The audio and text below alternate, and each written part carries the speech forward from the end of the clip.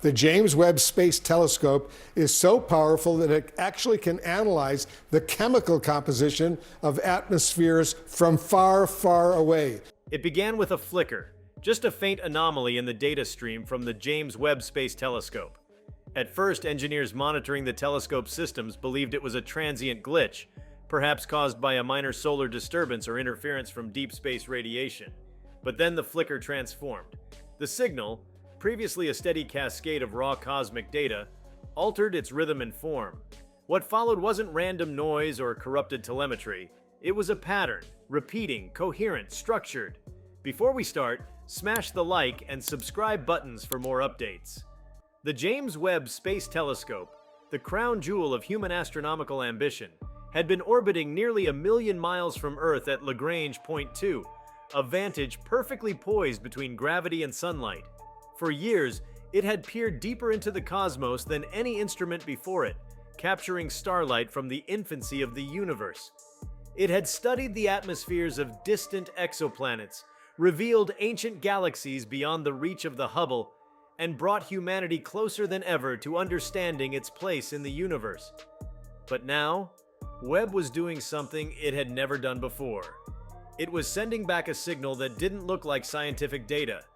It looked intentional. The signal was brief, lasting only 9 minutes and 37 seconds. Yet within that narrow span of time, the world changed.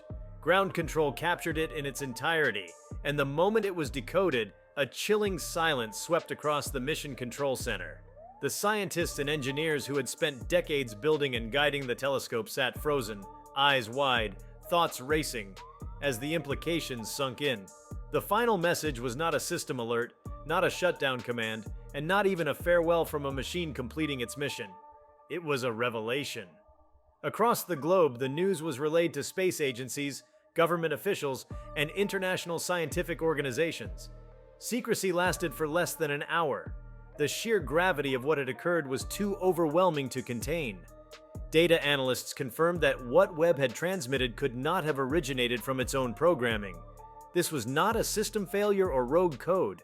The data signature, compressed and cryptically encoded, aligned with no known language or artificial pattern.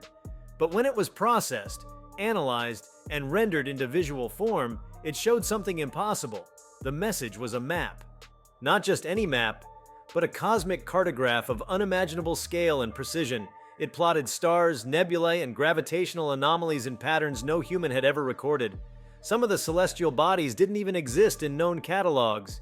It was as if Webb had peered into a level of the universe that had remained hidden, like a veil had been lifted.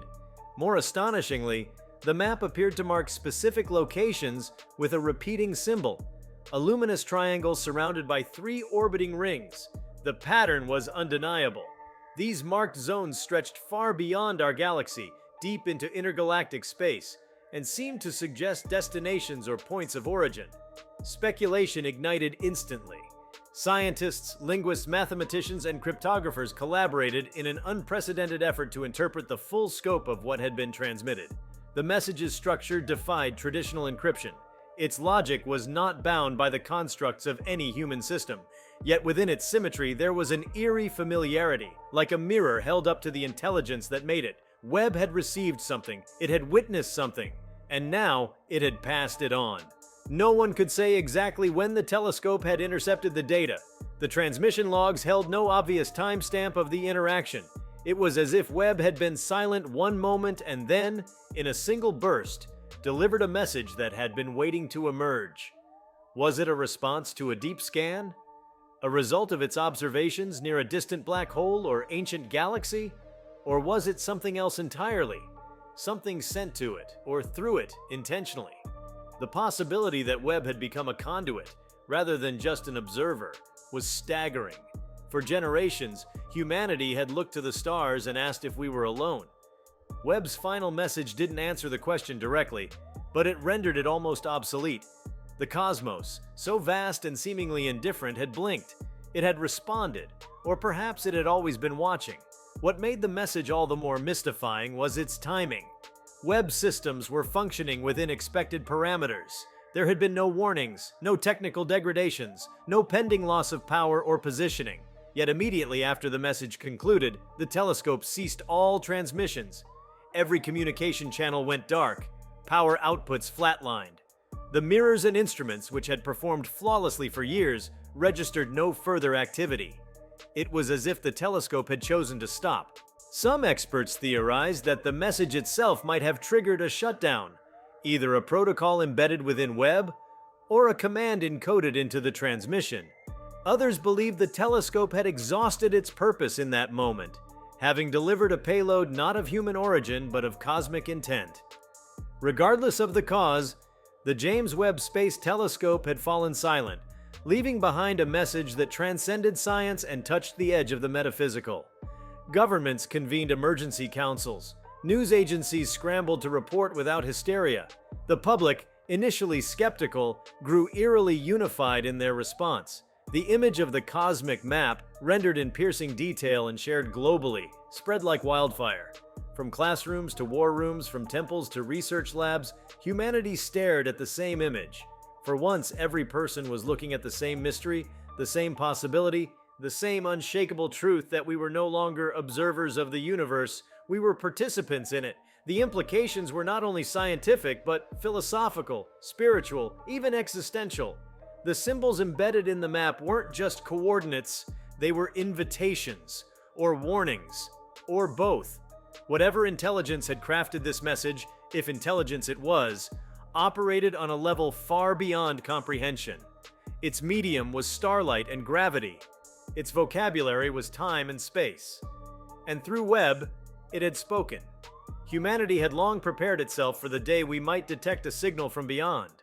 But no one had expected it would come from our own machine. No one had predicted that the first encounter would be so quiet, so brief, and so irreversible.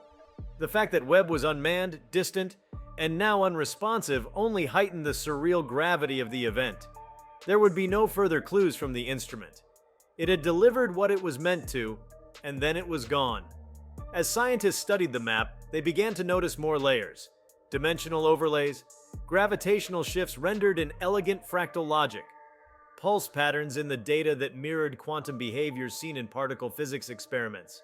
It was as if the message had been crafted to resonate with every frontier of human knowledge, challenging and expanding it simultaneously. Every discipline found something within the data that defied expectation. It was a Rosetta Stone of the universe, but only if you believed the universe was capable of language.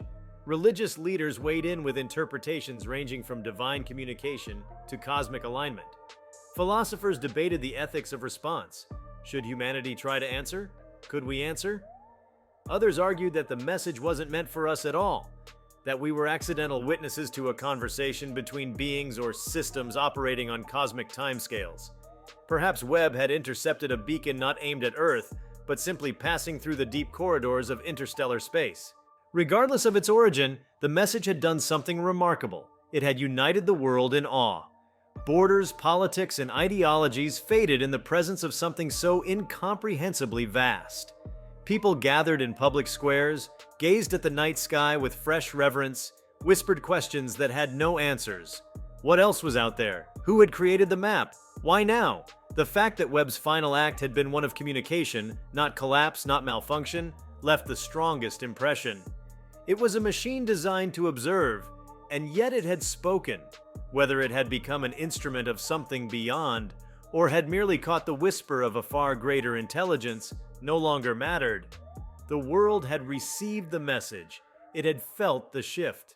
For centuries, humanity had imagined contact would come with spectacle, blazing ships in the sky, coded pulses across radio frequencies, artifacts on the moon or Mars. But the reality, as revealed through Webb, was subtler and more profound. Contact had come not with fanfare, but with geometry, not with noise, but with structure, not with voices, but with gravity. It had come not as a declaration, but as a question wrapped in impossible beauty. Now every telescope on Earth was turned to the heavens, tracing the coordinates revealed in the map. Observatories previously dedicated to terrestrial science were retasked overnight. The locations marked with the enigmatic triangle and rings became sacred to astronomers, as vital to understanding our origins as DNA had been to biology. Probes were proposed. Missions were planned. Humanity in a flash had found a direction, not just metaphorically but literally, a path carved in starlight, beckoning us outward. Webb's final message had not given closure. It had opened everything. It is possible that in the silence Webb left behind, there lies a message even greater than the one it transmitted. That silence speaks of thresholds crossed, of awareness awakened, of the moment when watching the universe became being noticed by it. Whether that moment marked the beginning of a new era or the end of an old one remains unknown. What is certain is that nothing will ever look the same again. Not the sky, not the stars, and not ourselves. And somewhere, beyond the black curtain of the cosmos, beyond even the reach of light itself, something or someone knows we looked, and perhaps, just perhaps, they finally looked back. If you like this video, please give it a like and subscribe to our channel. Also, leave your comments below and tell us, what are your thoughts on James Webb's final message? We want to hear from you. Thank you for watching, and see you next time.